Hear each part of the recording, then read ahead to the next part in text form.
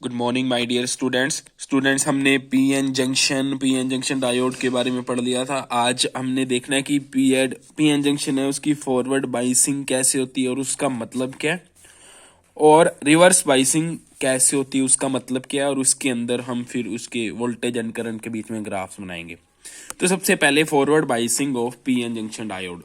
देखो, हमेशा ध्यान रखना, जब हम पीएन जंक्शन डायोड के पी को बैटरी के पॉजिटिव टर्मिनल से जोड़ दें एंड एन को बैटरी के नेगेटिव टर्मिनल से कनेक्ट कर दें, तो जो इस अरेंजमेंट को अपने बोलते हैं forward biasing of PN junction diode, कि हमने पीएन जंक्शन डायोड को फॉरवर्ड बाइस कर दिया। अब इसमें होता क्या है, देखो ध्यान से देखो, ये पी, ये एन, ये बीच में डिप्लेशन लेयर है, और हमको पता है इसके अंदर बैरियर इलेक्ट्रिक फील्ड इस डायरेक्शन में बना होता है डिप्लेशन रीजन में।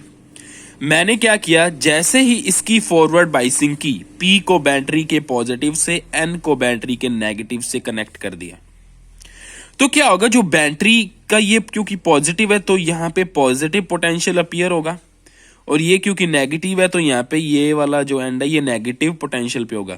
तो इसके कारण external electric field positive to negative इस डायरेक्शन में यहाँ पे अप्लाई हो जाएगा।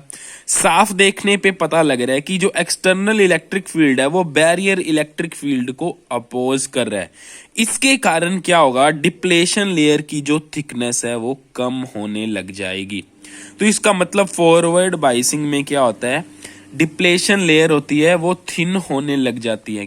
और मैंने आपको बताया था कि जो डिप्लेशन लेयर होती है वो रेसिस्टेंस की तरह काम करती है। अगर ये थिन होगी तो कंडक्टिविटी बढ़ेगी, और फॉरवर्ड बाइसिंग में हम ये मान सकते हैं कि अच्छा करंट चलेगा।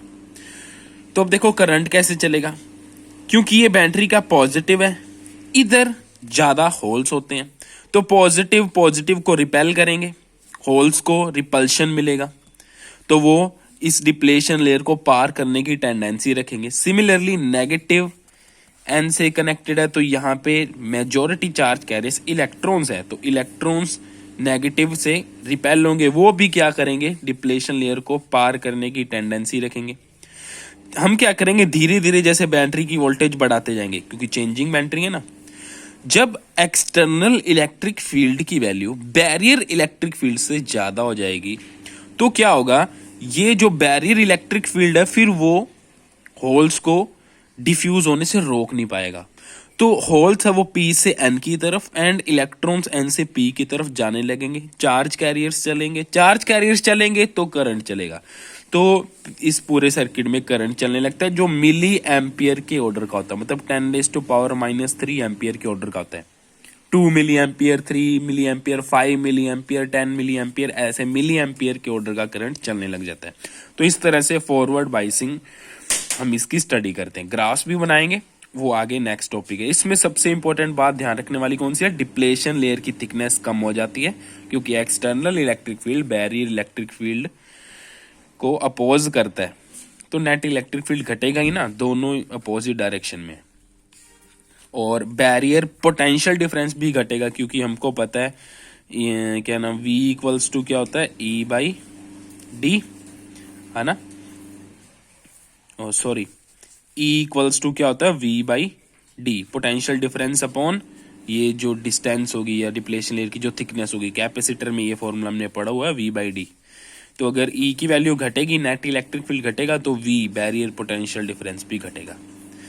अब नेक्स्ट है रिवर्स बाइसिंग। रिवर्स बाइसिंग में क्या होता है, पीएन जंक्शन डायोड के पी टर्मिनल को बैटरी के नेगेटिव से जोड़ना है और एन को बैटरी के पॉजिटिव से कनेक्ट करना है, तो इसको हम बोलते हैं reverse biasing of PN junction diode. इसमें क्या होगा, ये देखो ये पॉजिटिव, तो यहाँ पे पॉजिटिव पोटेंशियल अपीयर होगा, यहाँ पे नेगेटिव पोटेंशियल अपीयर होगा।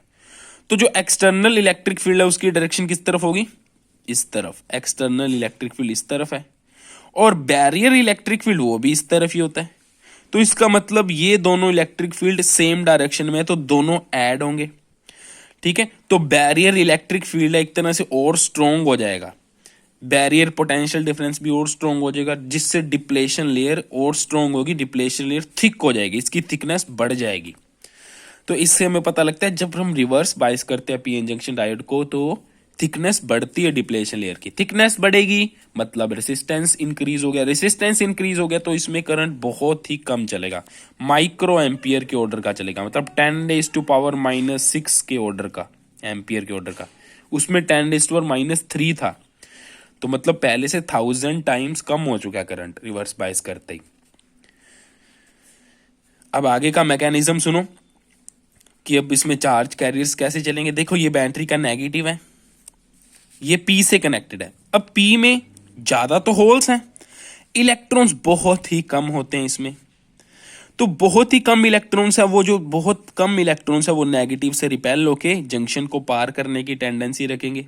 सिमिलरली पॉजिटिव एन से कनेक्टेड है। अब एन में तो ज्यादा इलेक्ट्रॉन्स हैं, होल्स बहुत ही कम है, तो जो बहुत कम होल्स है वो पॉजिटिव से रिपेल होके ये जंक्शन को पार रखने की टेंडेंसी रखेंगे। तो मतलब रिवर्स बाइसिंग में करंट किनके कारण चलेगा, माइनॉरिटी चार्ज कैरियर्स के कारण। जो चार्ज कैरियर्स कम है वो डिप्लेशन लेयर को पार करेंगे, तो ऑब्वियसली करंट तो फिर कम ही चलना चाहिए, तो माइक्रो एम्पियर के ऑर्डर का करंट चलता है। ठीक है, तो ये था पीएन जंक्शन डायोड की forward biasing and reverse biasing. अभी जो नेक्स्ट वीडियो आएगी उसमें हम इसके कैरेक्टरिस्टिक्स कर्व बनाएंगे। कैरेक्टरिस्टिक्स कर्व का मतलब क्या होता है, देखो कोई भी डिवाइस है उसके लिए हम वोल्टेज एंड करंट के बीच अगर ग्राफ बनाए तो वो उस डिवाइस के कैरेक्टरिस्टिक्स कर्व होते हैं।